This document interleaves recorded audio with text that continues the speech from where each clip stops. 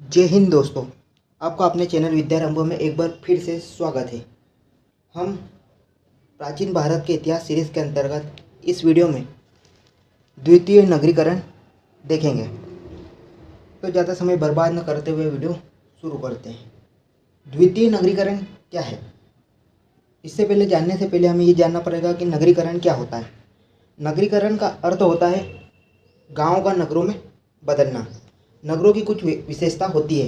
यहाँ पर उद्योग व्यापार अच्छा होता है, पक्की सड़कें होती है, पक्के घर होते हैं, ईंटों से बने मकान होते हैं, अच्छी बड़ी बड़ी इमारतें बनी हुई होती है, यातायात के साधन ज़्यादा से ज़्यादा मौजूद होते हैं, व्यापार उन्नत अवस्था में होता है। यह सब नगरीकरण की विशेषता है। अब हम देखेंगे कि द्वितीय नगरीकरण कब आया और इसके उदय के क्या कारण थे।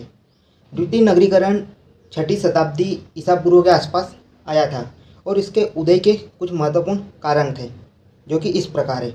लोहे का कृषि में प्रयोग। महाजनपद के उदय के समय लोहे की खोज हो चुकी थी, जिस कारण लोहे का प्रयोग कृषि में किया जाने लगा। अब लकड़ी के बजाय लोहे के हल बनाने लगे, जिससे कि जुताई में आसानी होने लगी, जिससे कृषि का उत्पादन बढ़ गया। शिल्पों का विकास एवं नए व्यावसायिक वर्ग का उदय। लोहे की खोज के कारण नए नए शिल्पों का विकास हुआ, नए नए व्यावसायिक वर्गों का उदय हुआ। व्यावसायिक संगठन श्रेणियों का उदय। द्वितीय नगरीकरण के उदय में तीसरा प्रमुख कारण है व्यापारिक संगठन श्रेणियों का उदय। जब व्यापार अच्छा होने लग गया, जब व्यापार बढ़ गया, तो उससे नए नए व्यापारिक संगठन निकल कर आए, श्रेणियों का उदय हुआ। चौथा कारण है सिक्कों का प्रचलन। द्वितीय नगरीकरण में सिक्कों का प्रचलन होने लग गया। अब जब हम प्रथम नगरीकरण में देखते हैं, जो सिंधु घाटी सभ्यता था, उसमें सिक्कों का प्रचलन सीलिंग व्यवस्था में किया जाता था, लेकिन यहाँ पर सिक्कों का प्रचलन लेन देन में होने लग गया। देसी विदेशी व्यापार का विकास।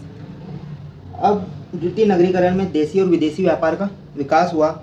भारत से बाहर दूसरे देशों में भी अब माल सामान जाने लगा। राजनीतिक परिवर्तन। द्वितीय नगरीकरण के कारण राजनीति में भी परिवर्तन आए, नए नए राज्य उभर कर आए। पहले उत्तर वैदिक काल ऋग्वैदिक काल में हम देखते हैं कि जो शासन की सर्वोच्च इकाई थी वह जन थी। उत्तर वैदिक काल में जनपद हो गई। लेकिन जब द्वितीय नगरीकरण आया, लोहे की खोज हुई, उस समय ज़्यादा से ज़्यादा अस्त्र शस्त्र बनने लगे, जिससे नए नए साम्राज्य उभर कर आए, बड़े से बड़े साम्राज्य उभर कर आए। नए धर्मों का उदय। इस समय द्वितीय नगरीकरण के समय नए धार्मिक आंदोलन हुए, जिसमें जैन धर्म, बौद्ध धर्म, आजीवक संप्रदाय, संदेहवादी संप्रदाय, यह सब संप्रदाय और धर्म निकल कर आए। द्वितीय नगरीकरण में सामाजिक संरचना में भी परिवर्तन आया। समाज चार वर्णों में बढ़ गया था। ब्राह्मण, क्षत्रिय, वैश्य, शूद्र। इनमें से जो तृतीय वर्ण था वैश्य, इन्हें व्यापार का कार्य दे दिया गया। शूद्र को इनकी सेवाएं करने का कार्य दे दिया गया। तो इस तरीके से ये कुछ प्रमुख कारण थे द्वितीय नगरीकरण के उदय के। तो दोस्तों, अब हम देखेंगे प्रथम व द्वितीय नगरीकरण में अंतर क्या था। पहला अंतर था भौगोलिक क्षेत्र में। जो प्रथम नगरीकरण हुआ था वो सिंधु नदी क्षेत्र में हुआ था। सिंधु घाटी सभ्यता सिंधु नदी के आसपास बसी थी। लेकिन जो दूसरा नगरीकरण हुआ वो गंगा घाटी क्षेत्र में हुआ, मतलब गंगा नदी के आसपास के क्षेत्रों में द्वितीय नगरीकरण हुआ था, जहाँ के सबसे प्रमुख राज्य, प्रमुख शक्ति बनकर उभरा मगध महाजनपद। सिक्कों के प्रयोग में प्रथम व द्वितीय नगरीकरण में प्रमुख अंतर है सिक्कों के प्रयोग में। प्रथम नगरीकरण में जहाँ सिक्कों का प्रयोग सीलिंग व्यवस्था में किया जाता था, वहीं द्वितीय नगरीकरण में सिक्कों का प्रयोग लेन देन में होने लग गया। तीसरा अंतर है शहरों की जीवन अवधि में। जो हड़प्पा सभ्यता के नगर थे वह 600 वर्षों तक रहे, मतलब हड़प्पा सभ्यता अपनी पूर्ण विकसित अवस्था में सिर्फ 600 वर्षों तक ही रह सकी। लेकिन द्वितीय नगरीकरण का पूर्ण तरीके से अंत कभी नहीं हुआ, वह अभी भी चल ही रहा है। चौथा प्रमुख कारण है शहरीकरण की प्रवृत्ति में। प्रथम नगरीकरण में नगर पूर्ण सुनियोजित थे, मतलब अच्छे तरीके से व्यवस्था बनाकर उनका कार्य चलता था। लेकिन जो दूसरा नगरीकरण था उसमें जो नगर है इनके विकास की गति बहुत धीमी थी।